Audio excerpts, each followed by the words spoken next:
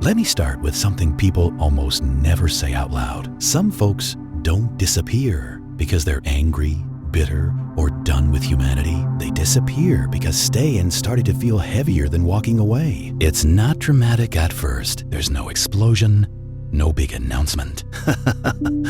They take longer to text back. They start canceling plans. They stop explaining themselves. And then one day, they're just gone. No fight, no final speech, no closure. From the outside, it looks cold, confusing, even cruel. From the inside, it feels like survival. People who cut everyone off are usually painted as distant, arrogant, emotionally unavailable, or selfish. But the truth is way more human, way more layered, and way more painful than most people ever bother to understand. Because cutting people off is almost never the first option. It's the last one. These people didn't wake up one morning and decide to erase everyone from their lives. What they did instead was endure quietly, politely, for a long time. They swallowed discomfort. They overlooked disrespect. They accepted being misunderstood. They accepted being stretched thin. They accepted being the strong one, the dependable one, the listener, the fixer, the emotional storage unit for everyone else. And slowly, piece by piece, something inside them started wearing down. Psychologically, this pattern usually grows out of emotional exhaustion mixed with a deep fear of being a burden. A lot of people who eventually cut everyone off learned early that their needs were inconvenient, annoying, or easy to ignore. So instead of asking for support, they adapted. They became low maintenance. They became the person who says, "It's fine," when it clearly isn't. The person who never complains.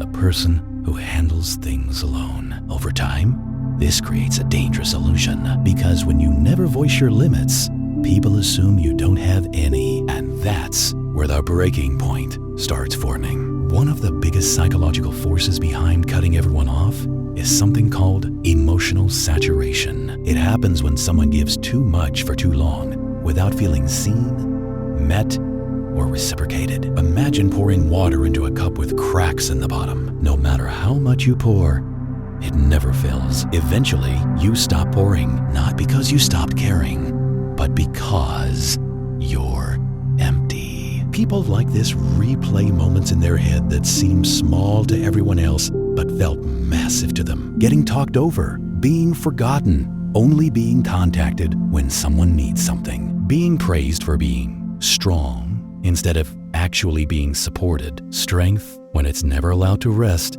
slowly turns into ice.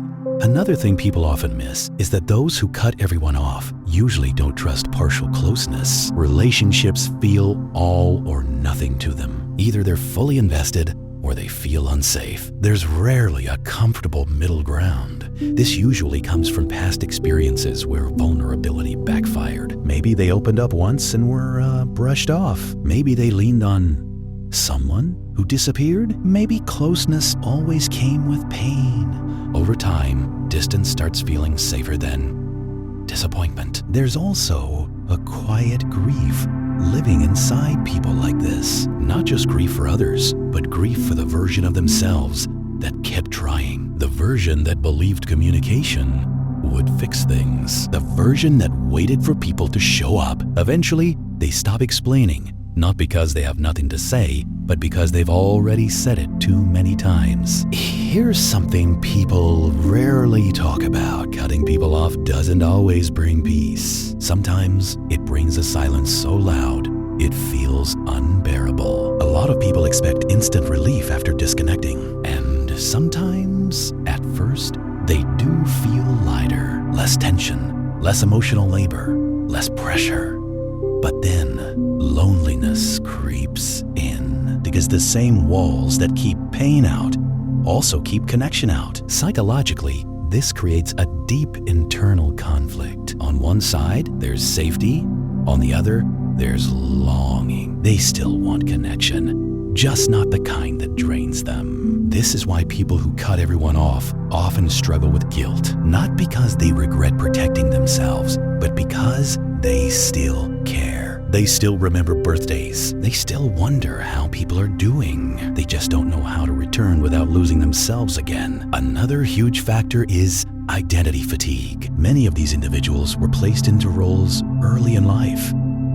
How do you expect the responsible one, the mature one, the emotionally intelligent one, the one who always has it together? Over time, they stopped feeling like a person and started feeling like a function. When your identity is built around being useful, walking away can feel like the only way to rediscover who you are without expectations attached. Silence becomes a form of self-definition. There's often a subtle perfectionism underneath all of this. People who cut everyone off usually hold themselves to impossible emotional standards. They don't want to show up halfway. They don't want to be inconsistent. If they can't be fully present, they'd rather not show up at all. So instead of showing up tired, messy, or unsure, they disappear. Not because they think others don't deserve effort, but because they believe they must earn their place by being enough. That mindset is exhausting, and eventually disappearing feels easier than disappointing. From a neurological standpoint, long-term emotional stress can push the brain into a protective state.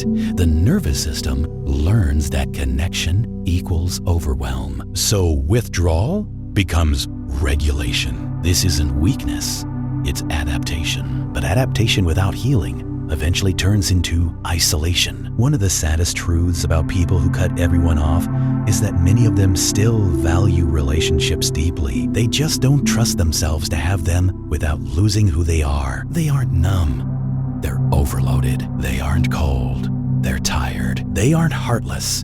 They're guarding what's left of their heart. These individuals are often highly self-aware. They notice patterns early. They sense emotional imbalance long before others do. But awareness without boundaries turns into resentment. So instead of confronting, negotiating, or asking for change, they choose the cleanest exit they know: silence. Because silence doesn't argue back.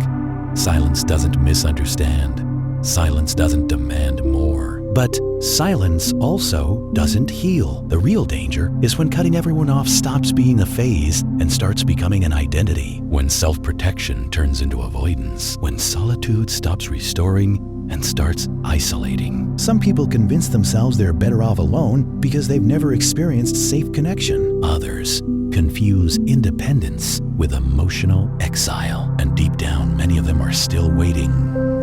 Not for apologies or explanations, but for proof that connection doesn't always require self-erasure. The psychology of people who cut everyone off isn't about cruelty or indifference. It's about boundaries learned too late, needs ignored too long, and strength that was never allowed to soften. They didn't leave because they didn't care. They left because caring cost them too much. In the quiet they create, they're often circling one question they've avoided their entire lives. How do I stay connected without disappearing inside myself? That question doesn't have a simple answer, but it's where healing begins. After the cutoff, something unexpected happens. Life gets quieter, not just externally, but internally too. Fewer messages, fewer interruptions, fewer emotional negotiations. And for a while, that quiet feels like relief. Many people describe the early stage as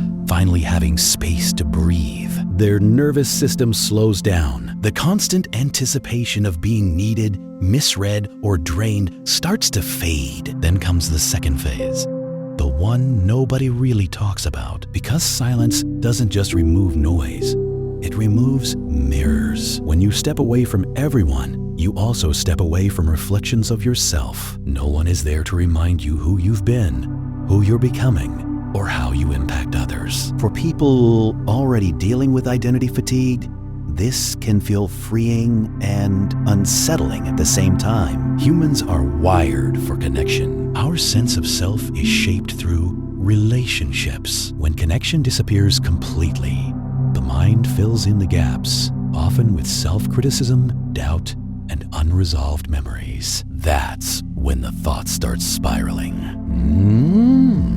Maybe I overreacted. Maybe I expected too much. Maybe I should have explained better. Maybe it really was my fault. This inner dialogue can become intense because people who cut everyone off tend to overthink. They replay conversations, they analyze tone, they imagine alternate outcomes. The irony is that they left because explaining never worked, and now they're explaining everything to themselves. Emotionally, another shift happens. Without constant external demands, buried feelings rise to the surface. Sadness that was postponed, anger that was swallowed, grief that was never processed. That's why some people feel worse before they feel better after cutting everyone off. Distance doesn't erase emotion. It amplifies what was ignored. This is where many people get stuck. Instead of using solitude as a space to heal, they use it as a place to hide. They convince themselves that being alone equals strength, that needing less means growth, that independence means disconnection. But real emotional growth doesn't come from cutting ties. It comes from learning how to build them without losing yourself. One long-term effect of cutting everyone off is relational hypervigilance. After emotional overload, the mind becomes extra sensitive. A late reply feels personal. A small misunderstanding feels like a warning sign. A simple request feels like pressure. Even when new connections show up, emotional distance stays in place. They hang out but don't lean in. They listen but don't open up. They're present but guarded. The relationships look functional on the surface, but feel hollow underneath. Then comes the phrase, "I just don't connect with people anymore." But the truth is more complex.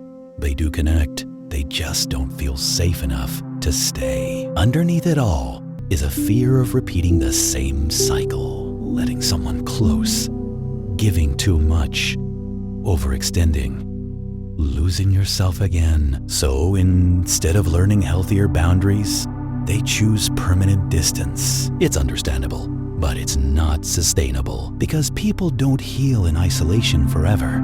They heal in relationships that feel different from the ones that hurt them. Another consequence is emotional atrophy. When vulnerability isn't practiced, it becomes harder to access. Feelings become harder to name. Needs become harder to express. Even joy can feel muted, because joy often needs sharing to feel real. Over time, life feels manageable, but not meaningful. That's when a quiet question starts surfacing. Is this peace, or am I just numb? That question is scary because it challenges the entire identity built around self-protection. If cutting everyone off wasn't the solution, then what is? The answer isn't going back to how things were, and it isn't letting everyone back in. It's learning discernment. Healthy connection isn't about being accessible to everyone. It's about choosing carefully. Many people who cut everyone off never learned they were allowed to decide who gets access to them. They believed relationships were obligations. That loyalty meant endurance. That leaving meant failure. So they swung to the opposite extreme. But healing lies in the middle, in learning how to say no without vanishing, how to speak needs without guilt, how to stay without shrinking. This work is uncomfortable. It means unlearning survival strategies that once kept you safe. And yes, cutting people off worked for a while. It protected energy. It restored control.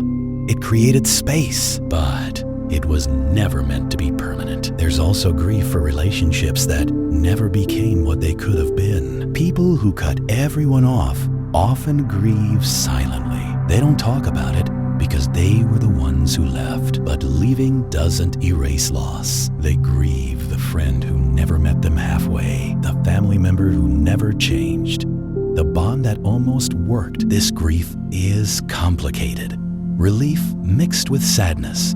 Love mixed with disappointment. Unresolved grief leaks into future connections. It shows up as caution, distance, holding back. That's why some people feel warm but unreachable, kind but guarded. They aren't uninterested. They're protecting something that was never protected before. One of the most important realizations in this pattern is this: cut Cutting everyone off wasn't a flaw. It was a response to unmet needs. But staying cut off doesn't meet those needs either. Connection doesn't have to hurt, but it does require skills many people were never taught. Skills like setting boundaries early, noticing resentment before it hardens, letting people disappoint you without turning it inward, and most of all, allowing yourself to be imperfect in relationships. People who cut everyone off often believe they must show up fully or not at all. That belief keeps them isolated because real connection happens in partial presence, in showing up tired, in saying, "I don't have much today," in being human instead of reliable. Healing doesn't mean reopening every door. It means learning how to keep some doors open without bleeding in the doorway. For those who have cut everyone off, the path forward usually starts small. One safe person, one honest moment, one choice to lean in instead of pulling away. Not because you're afraid to be alone, but because you're ready to be seen. The psychology of people who cut everyone off isn't about rejecting others. It's about searching for belonging without self-sacrifice. And when that balance finally clicks, something shifts. They don't disappear anymore. They don't overgive anymore. They don't vanish to feel safe. They stay, not everywhere, not for everyone, but where it matters. And that isn't weakness. That's emotional maturity.